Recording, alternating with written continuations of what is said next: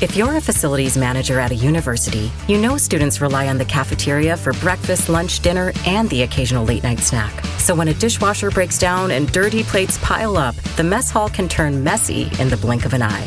Enter Grainger. With over 1 million industrial-grade products and fast delivery, the product you need now is never far away. So you can turn that dishwasher back into a lean, clean washing machine. Call, click Grainger.com, or just stop by. Grainger, for the ones who get it done. This is a PSA, or public sock announcement. Experts have declared Bombas socks as the best way to warm up chilly feet. These pairs are super cushy, soft, and designed for maximum coziness. Plus, for every pair purchased, another pair will be donated, so someone in need of essential clothing can stay warm this winter. Go to bombas.com/listen and use code LISTEN for 20% off your first purchase. That's BOMBAS.com/listen and use code LISTEN at checkout.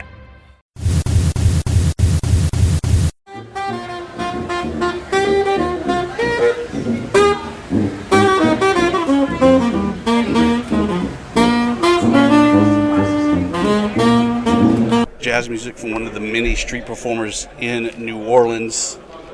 This is Dusty Thibodeaux, War Rock Report. Joining me, Jeremy Harper from Hellraiser. Jeremy, if we hear jazz music, we say New Orleans. Do you know what that means? I think it means it's time for Sunbelt Media Days, right? Media Days, of course. Of course, the signs still say Media Day. This is the first year that they've had the multi-day event, but we're here. And why do they have a multi-year event, though? Welcoming in 4 new teams to the Sun Belt, 2 divisions. And we're a month away from kickoff, Jeremy. I mean, I'm almost speechless to know that we are this close to having Sun Belt Conference football again. Yeah, August 2nd is when the Red Wolves assemble, and the next day they start practicing. I'm sure the schedule's the same for just about everybody, which means we are just on the cusp of football season. No more July content. I can hear the popping of pads already, and that is the best sound ever. So as we get ready for this kickoff episode, we're looking at the Sun Belt East. Obviously, Appalachian State sitting atop the Sun Belt Conference standings there. They were the champions last year of the East, fell just short against Louisiana Lafayette in the championship game. But we'll hear from Shawn Clark as well as the student athletes of the Mountaineers when they talk about what can they do to get back into that championship game. We're also going to hear from some of the newbies in the East, including JMU, who's picked to finish next to last. But you'll hear from Coach Signetti. I don't think he buys it. I don't think he thinks he's going to finish next to last. No, and he had the best line, you'll hear it in the interview, where he's used to standing up at these type of media events and talking about how they're on the cusp of competing for another national title. Which is true. If we were in the FCS ranks in the CAA, yeah, James Madison getting ready for another deep run into the 1AA playoffs and compete for the national title. This year, though, there's such a question mark that nobody really knows what to do with the Dukes. Hey, you know what? James Madison's coming in cocky, and so is ODU, who is picked to finish last. But their coach, Rahne, did we pronounce that right? Coach Rahne? Coach Rahne. Yeah. Rahne, that's right. Like Coach Rahne, we still have some new faces and new names to learn. Coach Rahne made an interesting quote when he was up at the mic. He said that hatred is good, that indifference kills. So he understands the importance of rivalry. And I have a feeling that JMU, ODU, the new guys from Marshall, they're all going to supply a great level of rivalry here into the Sun Belt. And then, of course, we'll cap off the afternoon with Commissioner Keith Gill. Always a great interview. Always a great interview. I can tell you this. He was not a fan of my 21st anniversary of Sun Belt Conference football. He was not a fan of the promotion that I wanted to have. But you'll hear it all in this episode. So let's get ready and kick it off with Appalachian State. Joining the Sun Belt podcast, the Sun Belt East favorites, the Appalachian State head coach Shawn Clark, Chase Brice, as well as defensive player Stephen Jones Jr. Jeremy, we're surrounded by Mountaineers. I know. What are we going to do? I guess we got to talk to him. I guess so. Shawn Clark, I was going to ask you a question right off the bat. It's kind of a 50,000-foot question because you've been here before. What does it take to win an SBC championship? Well, you have to be lucky in some ways. That's number one. And I think, in our conference, you have to stay healthy. I mean, that's probably the biggest thing. The depth, sometimes we have some issues with some depth, and there's a drop-off from 1 to 2 or 2 to 3. And again, you have to come out of non-conference healthy. And that's number one. And we have a tough non-conference schedule this year. What kind of comes to Boone, and we go to Texas A&M and get right into conference play. So if you do that, stay healthy, and don't turn the football over, you got a chance to win it. So, Stephen Jones, I can't lie to you. Looking at the student athletes that were coming here, I was like, all right, Chase Brice is here. Great. And then the defensive player, and I was like, I don't know who the hell that dude is. And then I started doing the research. He's like second-team All-American. How do you keep yourself flying under the radar where no one knows who you are, but then you're like the man?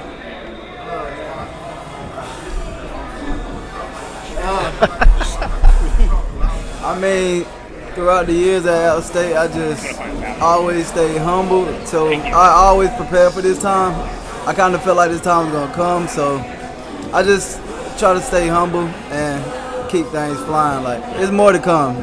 Trust me. Is it also in practice that you have the bragging rights? You be like, Chase, you get all this press, but I got the ball. You get all the press. He's a man.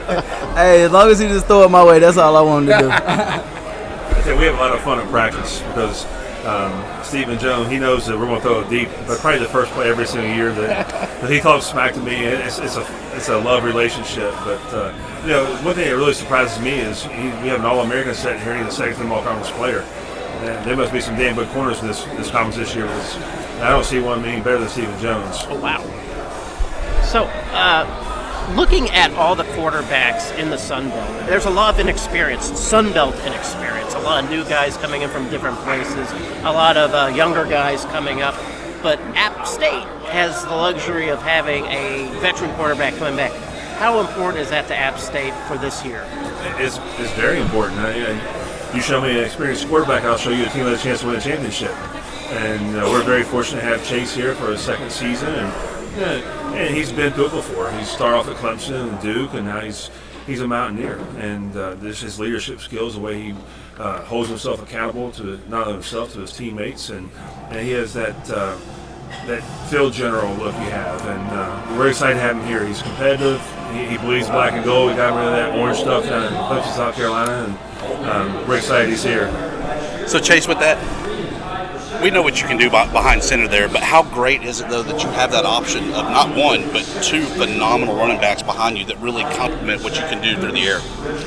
Yeah, it makes this a lot easier when you have a run game to balance out what we want to do in the passing game, and you can give it to them on any down. I mean, we've given it to them on 3rd and 14. Cam goes and gets 25. Nate goes and gets 20. It's a great luxury to have. I'm super excited for. Am I okay? Go ahead. Okay. And I'm super excited for Kanye, Amani, Castle. I mean, we've got a stable, and I know that Cam and Nate are the two most known, but during the year you'll see some more backs back there. Did you have a chance to kind of sit back and really take in what you did last year, able to break, I mean, one of the greatest quarterbacks in App State history, Armani Edwards' records, to say, golly, I'm pretty damn good. We made it to Lafayette in the championship game. Yeah, it didn't go the way we wanted to, but we made it. Right.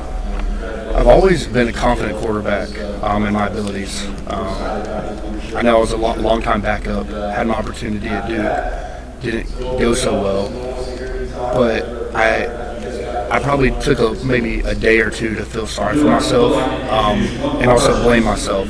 Wasn't prepared for that moment. I thought I was, and then last season, going into the off season, everything I wanted to change the narrative about me and myself, what people think of me. Not that I care as much, but I want to have an opportunity to win, and I need to be a good quarterback for App State for us to have a shot at a Sun Belt championship, at a bowl game. So going into this year, just going to continue that and try to be more consistent.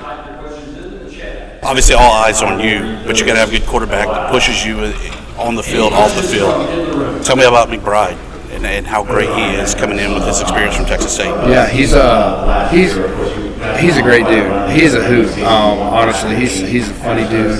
Very talented, very athletic. It's good to have a guy that brings a lot of experience as well, and that we can communicate on different levels than I would be able with, Reinberger or DC. And he's pushing me out there in our practices and the summer workouts. So, but I'm also getting him along quickly to understand the offense, the ins and outs, things like that. And Coach Marvey's doing a great job with that as well. When I think about Appalachian State, I always think of a very complete team. And we've talked about offense a lot, but quite frankly, I feel like App State defense is where the strength of Appalachian State is. The offense is great, but the defense always seems to close things out. How's the defense going to be this year? I think we're a very solid defense. We're going to be young. We lost some key opponents. We had a draft pick, and DeMarco Jackson's with the Saints, and you can't replace that. And that's 5 years of exceptional football, and we've had Demetrius Taylor, who's graduated, Caleb Spurlow, who's graduated. We have Jordan Earl, who's back to anchor the inside for us. We have Nick Hampton, who I think is an all-conference player. He'll have a legitimate chance of being drafted this year. Jalen McLeod, and anytime you have Stephen Jones in the back end, you got a chance to be successful. And but there's some names we have to find out who they're going to be. But the one thing you can't coach is team speed, and I think we'll be faster this year on defense than we were last year. Stephen, tell us some more about the defense there and kind of how you see things from the secondary. Yeah, we just have a lot of young guys coming in, but these young guys they're quick on picking up on learning. Like, they'll listen to anything I say and just taking them to the field and thrive with it. Like, it's easy to coach somebody like that. Like, you can't have no guy that's just gonna come in and think it's high school. It's not high school. You gotta learn. It's not the same. And just with those young guys, when you have guys like that, it's just they're gonna turn into some great guys in about another 2 or 3 years. Well, guys, we appreciate the Eastern champions, the reigning champions of the East, joining us on Fun Belt Podcast. Thanks, Appreciate having on. Thank you. Last year's runner-up in the Sun Belt East and this year's pick for second place in the Sun Belt East, the Chanticleers of Coastal Carolina, join us with Jerrod Clark, the man up the middle and defensive side, and then Jeremy's favorite player, Grayson McCall. Yes, welcome in, guys. Grayson McCall is my favorite player. Is he here? Is he across the table from us? Right across from you. Yes! You gotta wake up from your nap. I'm very tired right now. Long day last night. How you guys doing? How you guys enjoying it? Great, man. Is this the first time you've been to a Sun Belt media day? Sure, yes. Yep. So, did you get to do anything last night? Yeah, we went and got some Cajun food, some seafood, some oysters and stuff like that. Got to walk around a little bit, see the nightlife and people go crazy and stuff Not like that. too much nightlife. No, Because it can get pretty nutty. right, yeah. I don't know if you ever heard of Bourbon Street, but it's pretty raucous down there.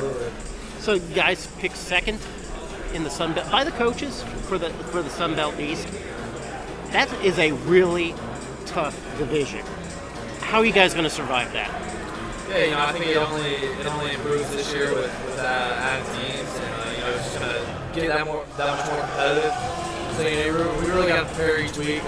Can't really take any opponent for granted. You can lose any game. So just preparing to come with the same mindset every week will be important. So, obviously the Chants have always had kind of their thing every year. Jerrod, you lost the mullet for this year. What happened with the mullets? They moved on in life. They graduated. Silas is with the Cleveland Browns. Teddy's part of the coaching staff. But they set a good example for guys like Shane Bruce, Trey Pickney, JT Killen, and Mason Shelton, like guys who just like under their wing, and they set the right example. So like we lose experience as far as like guys who actually like play the game, but the mental aspect and the job and expectation is still set in stone with each other. So, you guys probably, especially the defense, have a really interesting Week 1 challenge, and that's with Army. Army always makes their opening team look stupid because nobody's really ready for Army. Yeah. Are you going to be ready for Army? Well, we're going to be ready.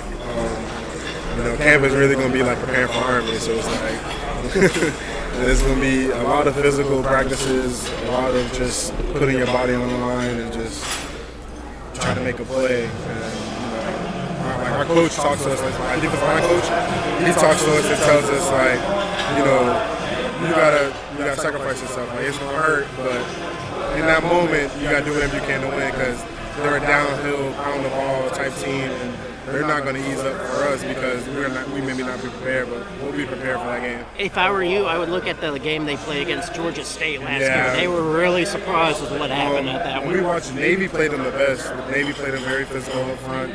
It was a high-scoring game, but kind of looking at them, we kind of like look at the do's and don'ts, but they were really physical, and it kind of caused a little havoc. So we're going to try to go with the same game plan, create some havoc up front, get them off the game, and make them open up their playbook. So we know about the defensive side, but Grayson, first and foremost, how's the shoulder going as you get ready for this upcoming season? Yeah, man, I'm doing really well. Threw it again like 2-3 days ago, probably the best I felt so far. But just constant rehab for the past 5.5 months. Really trying to get my strength back, my motion back, stuff like that. But I feel really good right now. We have a great training staff at school that's helped me out the whole way, and the coaching staff, my teammates have been behind me the whole way, keeping me motivated and things like that. So shoulder feels good, and I'll be ready to go in camp. Now you got Pickney that came in from Georgia State, but you also lost a lot of guys at wide receiver and tight end, for instance. Is there going to be any fall off, or you guys feel confident with what you have? Yeah, obviously you can't replace Isaiah Likely, you can't replace Javon Hiley. That's just how it is. You can't replace guys like that. I mean, they were excellent last year. And like you said, Sam Pickney, he's a huge add. He really came in and took over his role, and he fits in really well. And so we're really excited. He's going to do great things for us this year. And we've got some young guys that have been waiting their turn that are extremely athletic, that can go get the ball, that can run by some people. So, we're excited to throw those guys out there and see what they can do. And, I'm going to try to make them a little better as we go and, kind of bring them along. But we're really excited to play with those new guys. Everyone knows Shawn's offense. But the defense, first or second across the board in the Sun Belt Conference. You're a big part of that. Got the individual award there of being named to the top 1,000 for East-West Shrine. How do you see that defense kind of shaking out to kind of complement the offense, knowing they did lose so much from last year? You guys just look at it, we lost a lot too. Offense lost a lot, we lost a lot. And it's kind of relying on each other to really just, if one person, if offense messes up, defense going to pick up the slack. Defense messes up, offense going to pick up the slack. We got to be the backbone for each other. We can't just be solely we're going to be defense, we're going to just worry about strictly defense. We got to put our offense in the best position possible, whether that's getting the 3 and out, on the opposite side of the 50, forcing field goals instead of touchdowns, just, putting our offense in the best position to seal the win for us. Arterium Johnson and tight end Zack Kuntz joins the Fun Belt podcast. Arterium last year, honorable mention in Conference USA with 91 tackles. What do you see out of that Monarchs defense coming into the Sun Belt this upcoming year? Experience. We got way more experience than we did last year, especially up front. A lot of guys first time playing college ball last year were up front. Also in the linebacker room, Justin Henderson, this is his first year playing. This will be his second year, so it's a lot of. We'll be more experienced than we were last year. That's a big thing for us coming into this season. So no one really seems to know much about this Monarchs. What do you tell people about Old Dominion and about the Monarchs as a whole? We always been an underdog. So we always got that chip on our shoulder, that people won't doubt us. So we're not the team that you want to doubt, to be honest with you. We're gonna play hard, we're tough, we're physical. We're just gonna play as one. Zack, the man that's the tight end, the next great tight end in the Sun Belt Conference there. 692 yards, 5 touchdowns, first team all Conference USA last year. What's the secret to being the great tight end that you are? Do you feel that you're more of a pass receiver or a blocker on your game? Mm-hmm. Well, just with our offense last year, I was put in a lot of positions to help our offense be productive, and one of the key things is just being able to execute and being on the same page with our quarterback. We had some ups and downs, offensively trying to catch stride with some things last year. And, that's been one of the biggest things this offseason is being able to have that consistency. And, in the times where we kind of felt that lull, at least offensively, we've been trying to iron those things out. And, that's where we're super excited going into camp to be able to get the pads on and be able to get the whole offense obviously back together and kind of get that chemistry going. But as far as, just playing wise, Coach Rahne always says to me, is just, never try to do too much. If you're trying to do, everything at once, it's more about, just playing ball and just trusting your training and like doing the things that we've been doing and, having that faith and the trust in our coaches. And, they have faith in us, they have trust in us, and, you got to have that be mutual between each other and, being on the same page. And I think that's one of the biggest things. So you followed Coach Rahne from Penn State.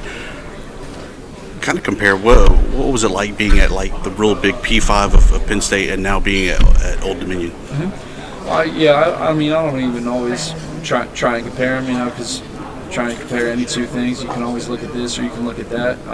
But like I always say, I think one of the biggest things that's important is the people that you're around and the relationships that you have. Because, coach that wants the best for you, not only on the football field, but also off the field.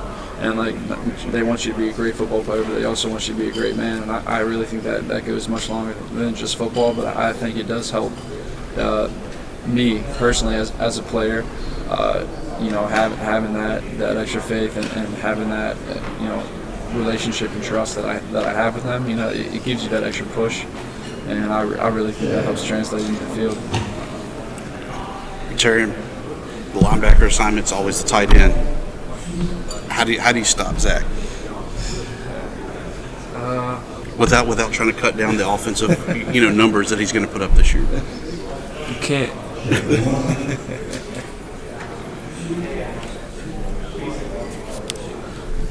So obviously picked at the bottom of the Sun Belt East this year. You talked about having a chip on your shoulder. Is that really the big motivator for y'all, for people to see, hey, we're not the seventh best team in the Sun Belt East. We're the second, the third, the first, whatever. Is that really the big driver for y'all? It's preseason, so that's what they think. We'll figure out the real ones and twos and threes at the end of the season. That's how I look at it. Big season opener this year with Virginia Tech. Mm-hmm. How big of a game is that? Not only because it's a good regional game, but also just y'all's first chance to really shine and show the world about the Sun Belt and the Monarchs. Yeah, so going into that week, like I said before, we're super excited to get going during camp. We've had that time to work as a team during the summer workouts. It's super limited with a lot of the things that we can do. So going into camp, ironing all those things out, getting super excited. The focus is on us going into camp, and then we'll be able to flip that switch to Tech. But like you said, the school's in Virginia. Obviously, you have that rivalry going. Coach Rahne and Coach Brice going head to head. So it's super exciting. The stories are definitely there. The hype leading up to it. But like you said, it's not an obstacle, it's an opportunity for us to really show what we have. As RT kind of said earlier, we do have that experience coming back on defense and on offense. And, we were a young team last year, and, a lot of us were kind of finding our roles and figuring that thing out. And so, another year of experience under our belt all around as a whole team, I think is going to help us tremendously, not just offense, defense, but also in special teams. And, I think that's going to be a huge aspect for us. Because you got to play a complete game, and you can play in good competition. Ricky Rahne, the new guy on the block from Old Dominion, joins the Fun Belt podcast. 1-11 2 years ago, your first year there at Old Dominion, and then you just decided, I don't want to play in 2020, so we'll take a break. But we come back on fire in 2021. Rattling off 6 wins to make your way to a bowl game. Take us back through that kind of crazy past 2 years for you, or 3 years.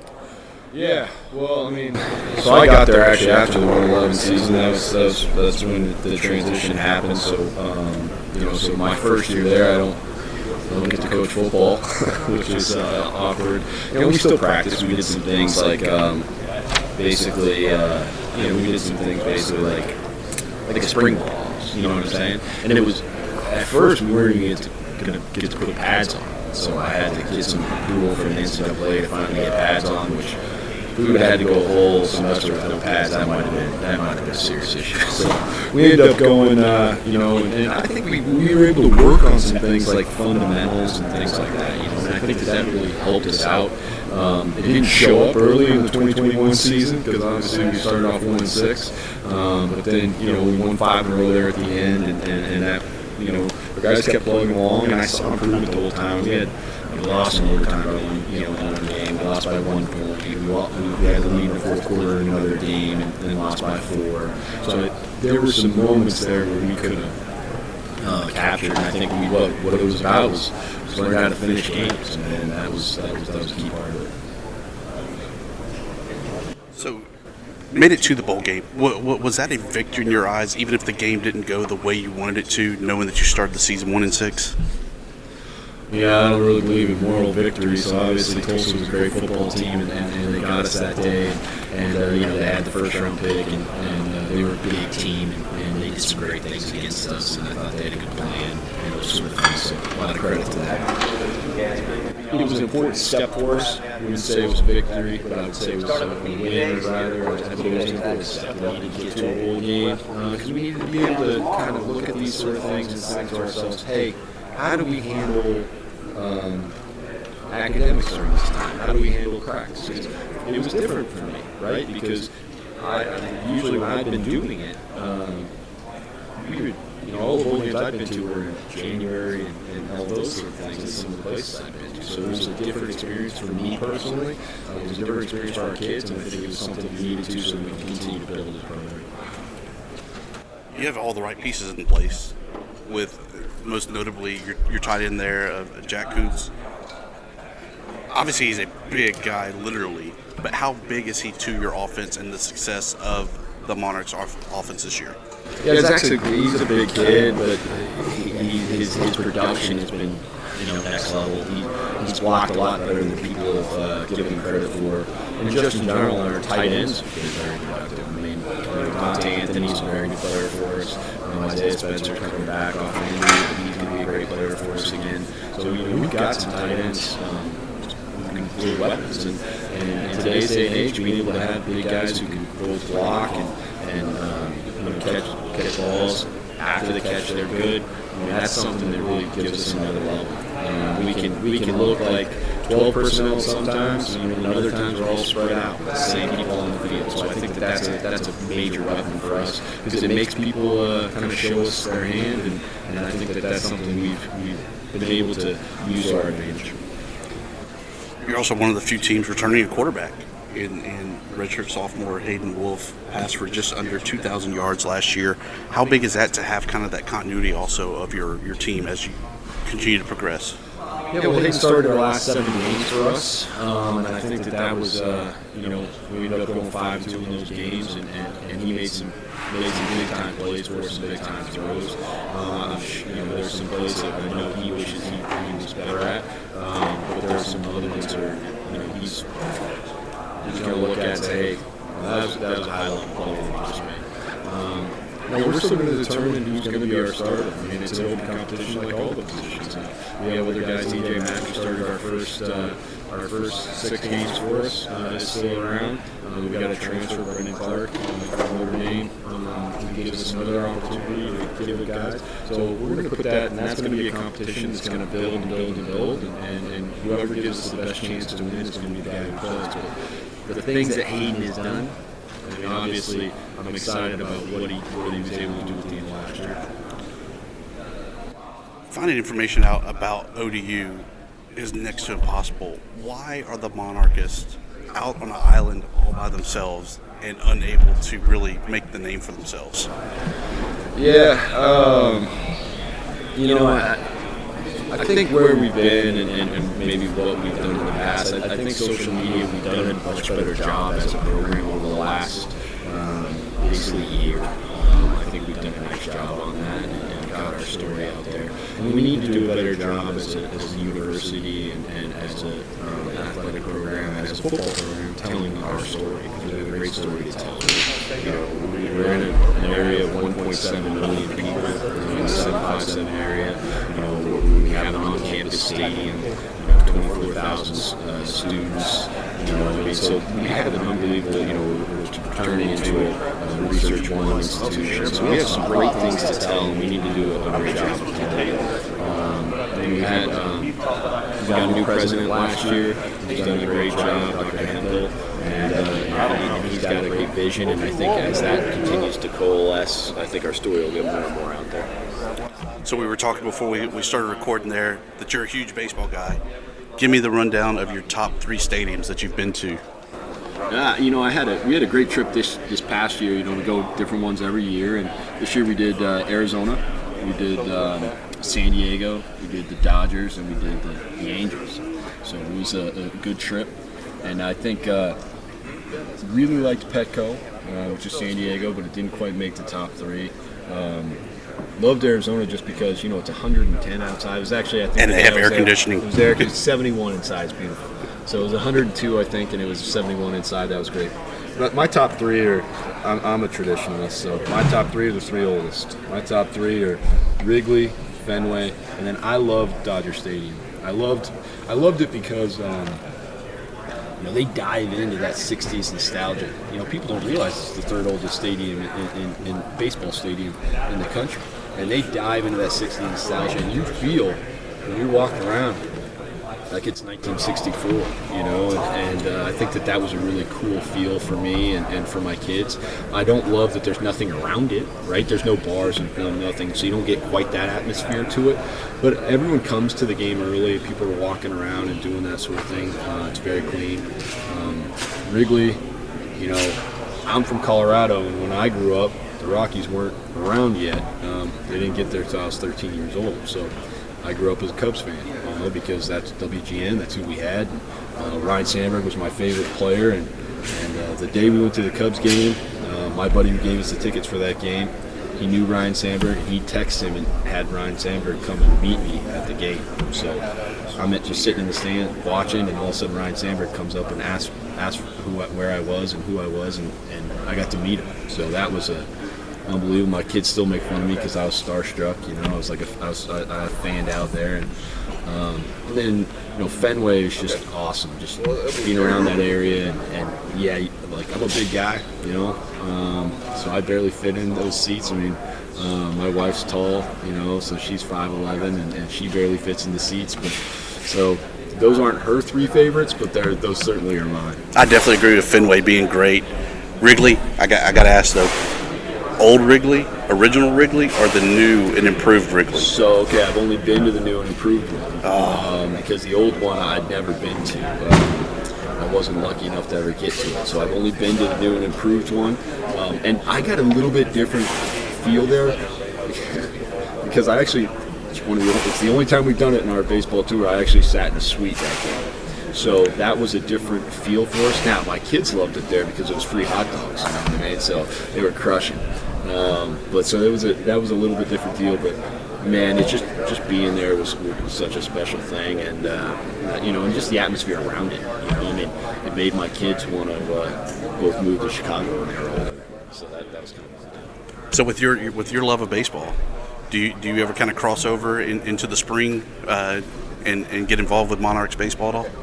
I go to the games. I don't think Coach Finwood wants me to go to the games sometimes because I think last year we only won 1 game I was at. We actually won 2. I went to 8 games, and we're really good, right? I think I probably went to every one of our home losses. We are awesome at home. And we won 2 games that I was at. One we dominated. The other one I left because we were losing and I had somewhere else to go. We were down 6 runs in the 9th inning and came back and won after I left. So I think Coach Finwood does not want me coming back around. But we're getting a new baseball stadium there. Coach Finwood deserves it. It's another great thing that's happening with Old Dominion. So I'm excited about that too. And I love going to all our sports. I go to as many of the games as I possibly can. I think it's important that I show support to the other team because I know how much they support us.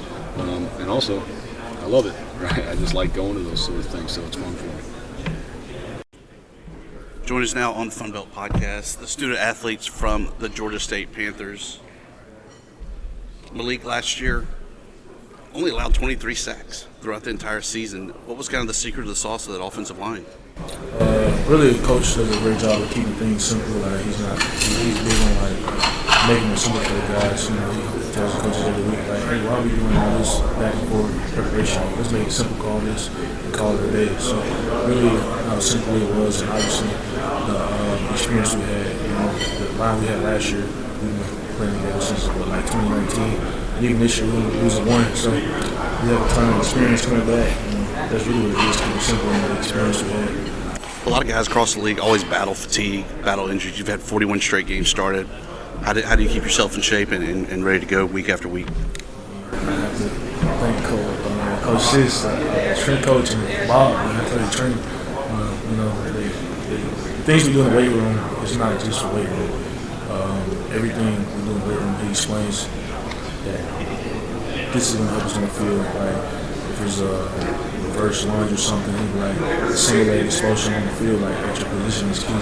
So that's what we're going to do. We don't just go in the weight room and just lift weights. We do things that will help us on the field, and all I have to say is that. Blake, third-team All-Conference last year, coming in 7th in school history in tackles. Kind of sum up your career there. How have you done, or how do you feel you've done with the Panthers? I feel like I've had a decent career. It definitely could have been better. It will get better this past year, and I want to wrap it up with some championship. So. I believe y'all were picked second there in the Sun Belt East.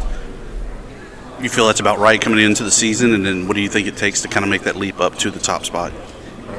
I feel like with most of the games we played last year, we should have won. We had problems finishing games last year, so that's going to be the difference this year. But with the standings, I feel like I guess they finally put some respect on our name, making us second. Or I think it was third behind Coastal or something like that. But I don't care too much about it, but I'm glad that we got some respect. We wasn't getting it for it. Last year, the big game, obviously, was the Louisiana-Lafayette game. Close game, 21-17 difference. How do you feel that the team's really prepared to kind of go over that hump and get ready for the next big game? Well, I know as a defense standpoint, we always look at games like that as games for us to show what we can do. And, we love being in those type of environments where we have to prove ourselves back to back, week to week. So I feel like that's just the next up for us. We already been in those close games and those fights, those dog fights, so we're used to that. Georgia State was always the new kid on the block as the kind of the most recent addition to the Sun Belt Conference. Now you got a whole new division, it seems like. How familiar are you with these new teams coming into the league? Actually, I was getting recruited by James Madison in high school, so I'm pretty familiar with those. They got a nice program up there, national championships. They got beautiful campus up there, and Marshall. That's the team you saw when he said football game playing. So I'm pretty familiar with them. There's some great teams like Marshall played App State till the end last year. So some of it was already a good conference with the addition of those couple teams. It's even got better. Definitely up there with the best G5 conferences out there. Charles Huff, head coach of the Thunder and Herd, joins us on the Fun Belt Podcast. Coach, second season, recap that last year. Really kind of did pretty well there in Conference USA. How do you expect that success to carry over into the Sun Belt? Well, I think what we were able to do is kind of lay the foundation. Obviously, there's a lot of areas we need to improve on off of last year. But we were able to lay the foundation. We were able to kind of create the identity in which we play, in which we practice, in which we prepare. From a holistic standpoint, organizationally, the way we recruit, what we're looking to bring in as far as character and athleticism. So it was a good start. Obviously, making the transition into the Sun Belt is going to be another start because you're kind of starting all over and you're recalibrating and you're kind of measuring, your goals and your personnel and all those things against the team in the Sun Belt. We're excited. I think the competition is going to be good for our program. Whenever you played in that New Orleans Bowl, as we're back here in New Orleans, kind of rehashing that, did you know that you were really going to be joining the Sun Belt at that time, and know that you're playing against one of the premier teams of the Sun Belt Conference in Louisiana Lafayette? We had an idea. We weren't sure when. Our focus at that time was trying to find a way to close the gap for that season. We had a lot of players injured going into that game and trying to make the pieces work. So from the players' perspective, they didn't really, have an idea. But, from an administrative perspective, we've had some conversations. And then obviously when you get there, you get a chance to see the difference, right? From the size, the physicality, the structure and organization. I think the Sun Belt's got at least 3 teams that have been ranked in the top 25, multiple times over the last few years. I said it to some other people. You don't win 8+ games without good structure. 7, 6, that's good players. When you start winning multiple seasons of 8+, that's really good structure, and that's what the Sun Belt has.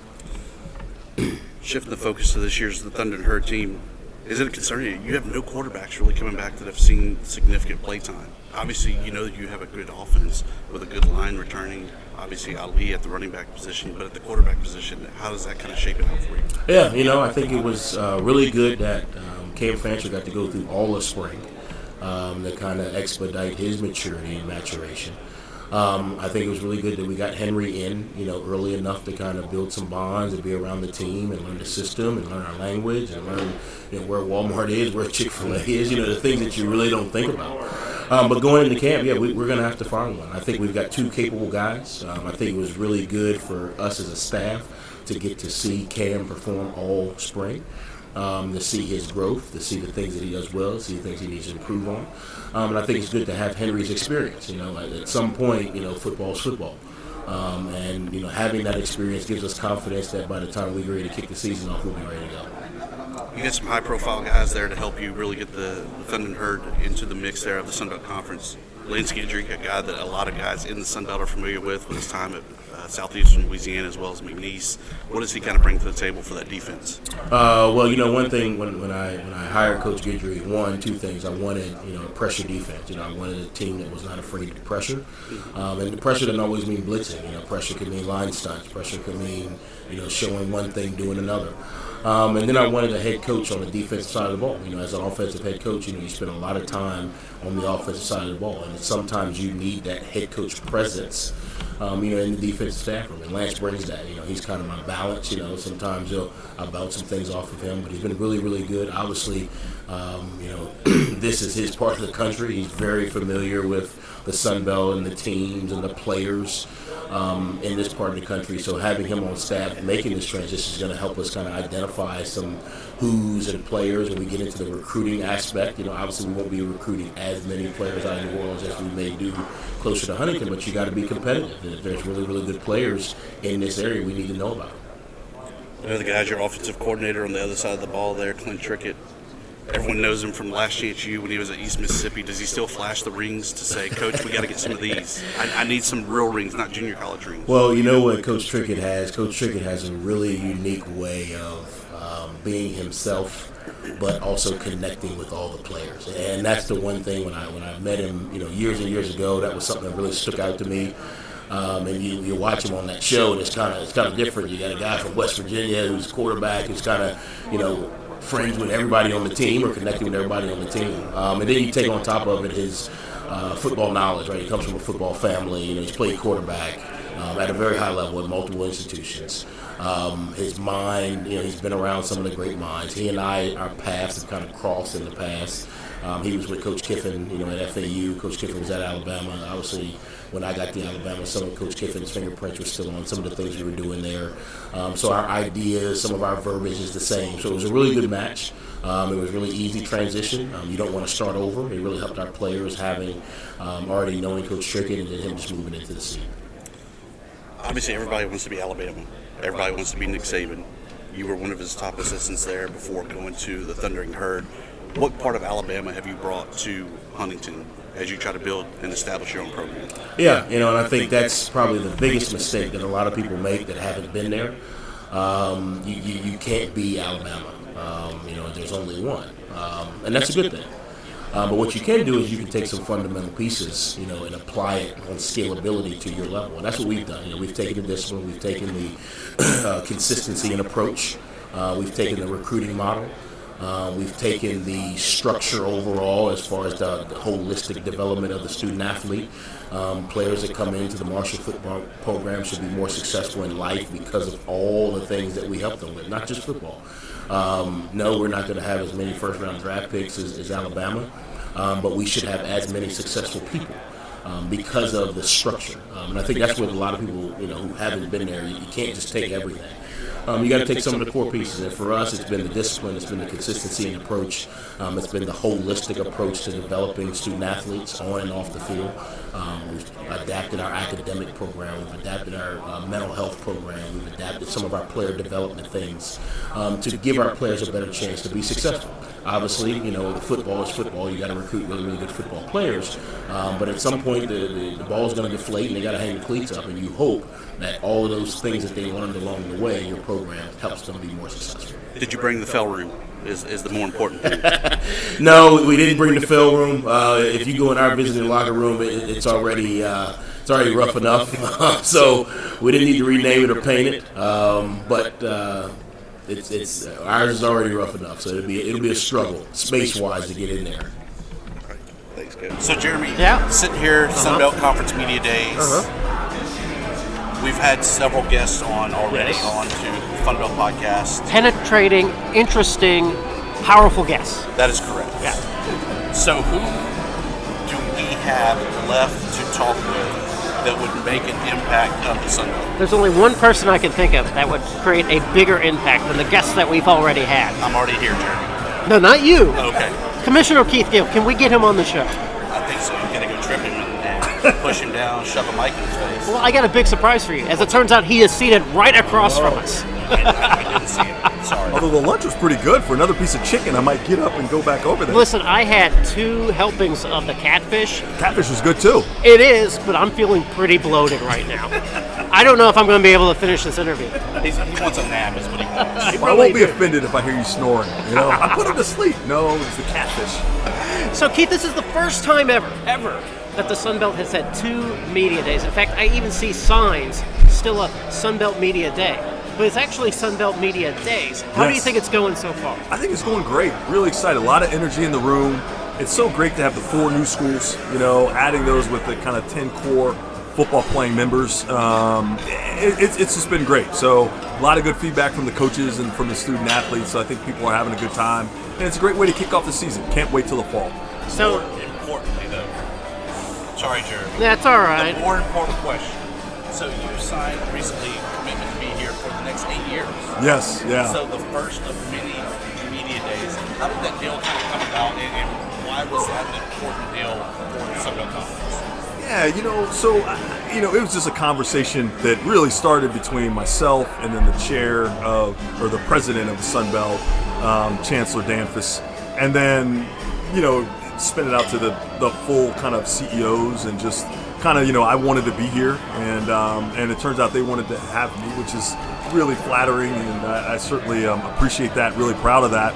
And so, this is kind of where I want to be, and they wanted to have me, and so far things are moving in the right direction, certainly with their leadership and the leadership of the AD. So thought it was a good match and a good opportunity. With your extension, does that also kind of give additional stability to the Sun Belt Conference, that it's not the Sun Belt's going to merge with the SEC or the ACC? The Sun Belt's still going to be here because we have Commissioner Gill. Yeah, so it's kind of you to say it that way, but I do think it does bring some leadership stability, and so we've got some plans that we have in place, and we're trying to see those through.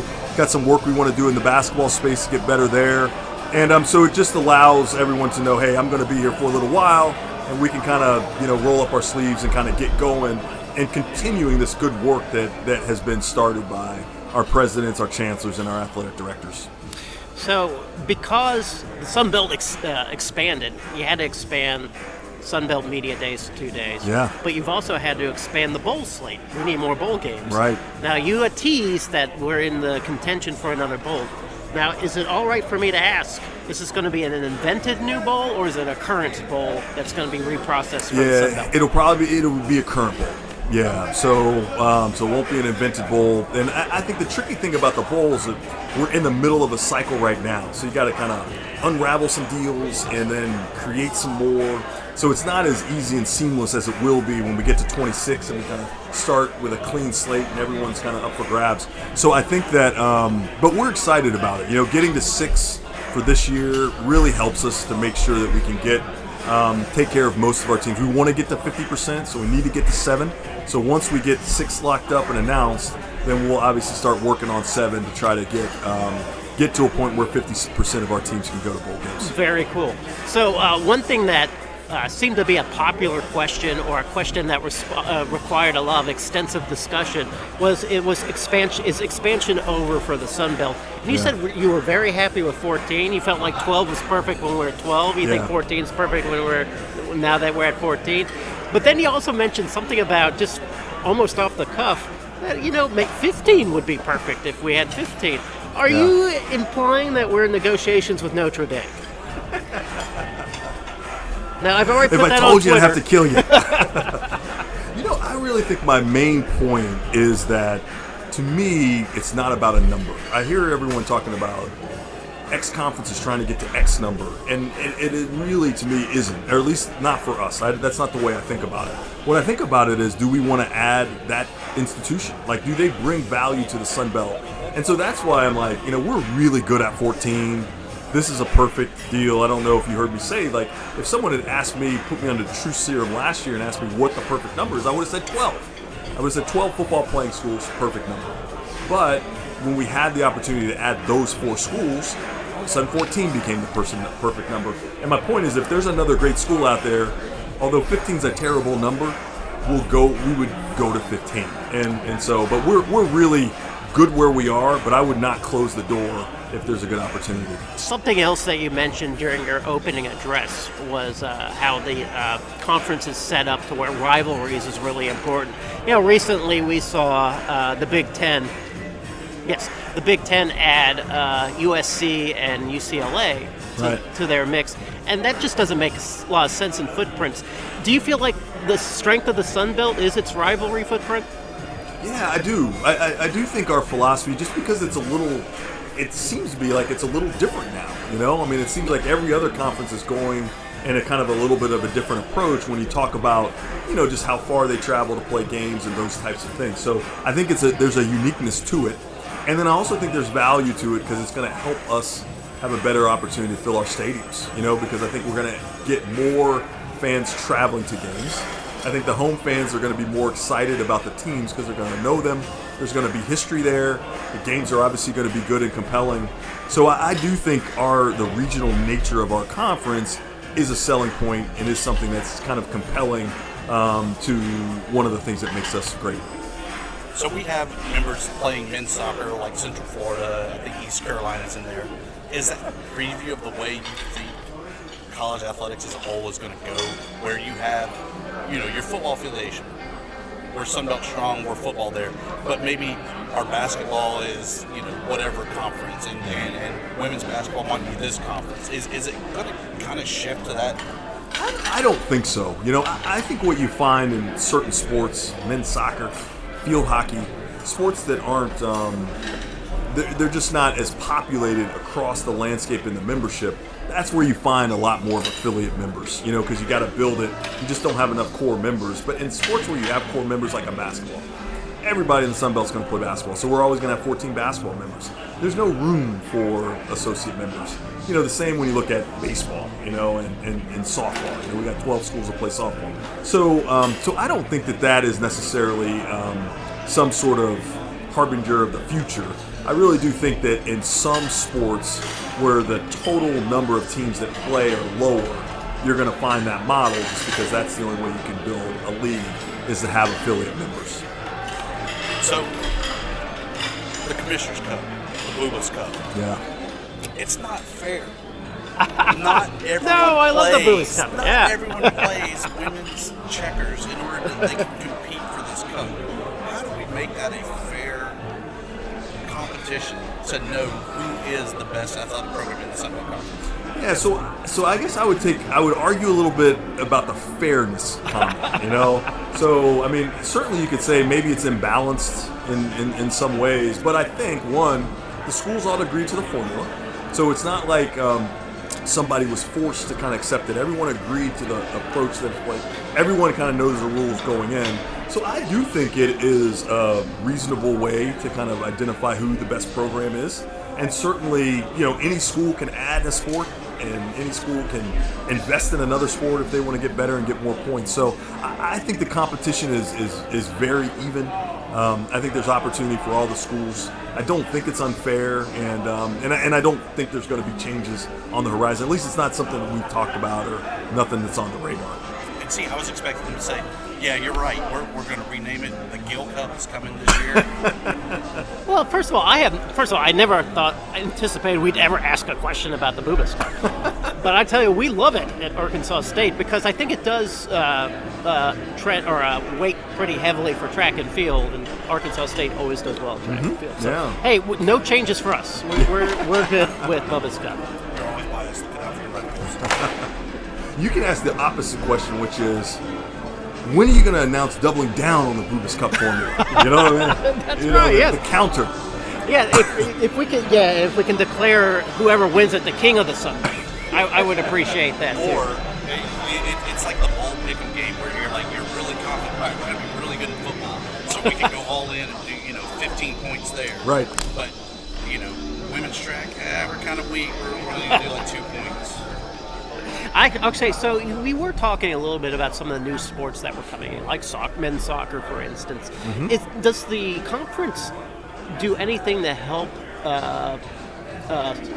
conference schools that maybe don't have those programs up and running, or is that solely up to the schools themselves? It's solely up to the school, so we understand those are kind of in some ways local choices that people make in terms of what to sponsor, where to invest, those types of things. And so just because we're starting men's soccer, we're not going to go to Louisiana and say, hey, you need to start men's soccer. I think, and one, we've got a great soccer program. So in some ways, what you do is you try to become as good as you can, and maybe that incentivizes some of the schools maybe to add because they can have those opportunities, as well. So, because I'm really excited about our men's soccer program, our men's soccer league. It's going to be exciting. So I know that we're in football season mode, right? We're all getting ready for football season. But expansion really did a lot for baseball. Have there been any discussions about what the expansion has been doing for Sun Belt baseball? We have. Actually, it's interesting. So we're about to start kind of a strategic look at baseball and softball. And really from the standpoint of we're really good at those sports, but how can we get better? How can we double down? Because you think about it, we had 4 teams in the NCAA tournament in baseball last year. We had 4 teams in softball 2 years ago. If you add Southern Miss, they hosted a regional last year. Old Dominion was one of the last teams out, and certainly was in 2 years ago. So we've got a chance. One, we already are really good in those sports, but we've got a chance to be better. And so trying to focus on how can we really maximize those opportunities in the diamond sports is something that we're going to spend the next year kind of really looking at. And what's been the feedback that you've gotten from these schools when you approach them saying, look guys, we've got to be better at basketball, better men's, women's scheduling, we got to be better. What was that feedback? I think the feedback's been positive. I think that folks understand it because the reality is we had no top 100 net teams in men's or women's basketball. None. 0. Well, I just think we're a better league than that. What sport do we have where that's kind of the outcome? So we don't have it. So we really need to kind of take a deep dive into basketball and figure out how we can get better. It's going to take some time because it's hard to move those data points. But I think people recognize it, know that we should be better, and I think people are open to it. Like we're kicking around having a Sun Belt basketball media day. We're going to have to grow it, and it's going to take some time, but it's a good way to maybe try to spotlight basketball, market it, promote it in a better way, and that may be helpful in the long run. So things like that. Heath, we would attend. If that helps with that idea, I'm sure Thibz and I would attend a Sun Belt Media Day. I've been to Sun Belt Media basketball days before. It was in good old Hot Springs. Yeah. Oh, yeah. Hanging out with Coach Brady. Yeah. And that's the other thing. Our roots are basketball. Yeah. We're really founded on being a good basketball league. Vic Bubas, obviously a great coach at Duke, and the commissioner of the Sun Belt, the first commissioner of the Sun Belt. And so, we got to get back to our roots and be better at basketball. We can do that.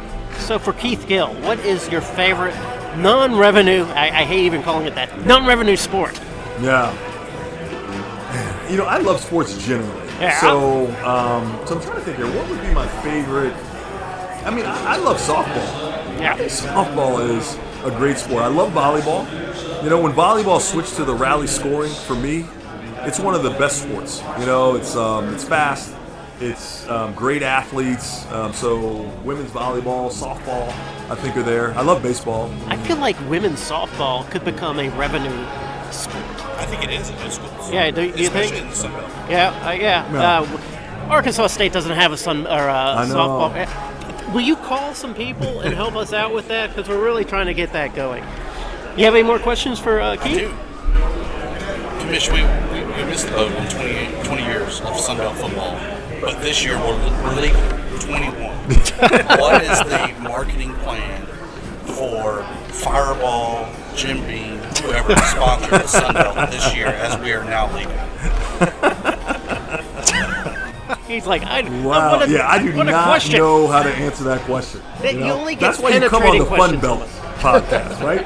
Because you got to know those are the questions that come. So, I think that one is still in the works. Okay. We still got some work to do. It's in committee. Yeah, we get that. All right. Well, we'll wait for the results of that, and we'll get back to you. There's probably like 200 on the list though. Hey, we're always here available to try to shorten that list and help bump up the real stories and the real things in the Fun Belt. The important things. I like it. Commish, we thank you as always for joining us. We look forward to talking to you as football season kicks off right around the corner. Thanks for having me, and I just want to say I always laugh most when I'm on your podcast versus my other interviews. I'm always cracking up, so it's great. Well, so I love being here. Come here just for your health. Totally. Jeremy, I told you Yep. at the top of the show, You did. Keith Gill, not a fan of the Fireball 21st anniversary of Sun Belt Conference football. It's hot, it's the sun, it's a perfect promotion in my eyes, but the man just wasn't having it. Not only that, you had to bring up the Bubbas, didn't you? The Bubbas. Well, it's not fair when not every school has an equal chance of winning it. And I'm not saying we need a participation trophy, but why should some schools be penalized for not having women's diving? Where did this hatred come from? It's just out of the blue. No, it's long been festering. And in addition to that, I was giving him the opportunity to go and create the Gill Trophy. Well, I don't know if he needs your permission to create the Gill Trophy. I feel like because he has done so well as commissioner, he can make any trophy he wants. Now, could he replace the Bubbas? Bubbas, did I say that right? Bubbas trophy? It doesn't matter. Irrelevant trophy. Yes, make his own trophy. I know that it pays homage to the founder of the Sun Belt Conference. Absolutely. But I'm sorry, I don't like the trophy. Well, damn. Exactly. Hey, how about a parting shot, observation, or what is your thing again? Parting shot? Our thing, plugs, promos, and parting shots. Yes, one day I'll remember that. Give it to me, I want to hear it. My parting shot, food in New Orleans, always fantastic, but geez, lay off the salt. Oh, no. I am more swole than the Incredible Hulk. Got a little hypertension going, maybe? There's not enough water, beer, or other liquids to flush it all out of the system. Is that it? Is that your parting shot? I think so. All right, I think my parting shot, going into day 2, this is the first year of 2 days of Sunbelt Media Days. Yeah, for years it was until now was a one-day event. Everything crammed into one day. I find this to be a very, I won't say relaxed, but it's been a very exciting environment for the Sunbelt. What Keith Gill has put together here in his short tenure as commissioner has been extraordinary. Our congrats to Keith Gill for his extension, and for let's hear it for a little bit more incredible leadership in his tenure. As he said, the sun is bright, and the horizon is shining as well. Yeah, that brought a tear to my eye, Thibz. Yeah, I think I messed up the quote, but you still get the idea. This is a PSA, or public sock announcement. Experts have declared Bombas socks as the best way to warm up chilly feet. These pairs are super cushy, soft, and designed for maximum coziness. Plus, for every pair purchased, another pair will be donated, so someone in need of essential clothing can stay warm this winter. Go to bombas.com/listen and use code LISTEN for 20% off your first purchase. That's BOMBAS.com/listen and use code LISTEN at checkout. The night dark, the rain relentless, and yet you drive safely. Perhaps you have the eyes of a puma piercing the dark, or a bullfrog seeing through the wetness blurs and glares. Or could it be your Bosch Night Performance wiper blades wiping this whole time? So adapted to the dangers of driving on stormy nights, it's almost as if you are too. Night vision has evolved. Bosch Night Performance wiper blades.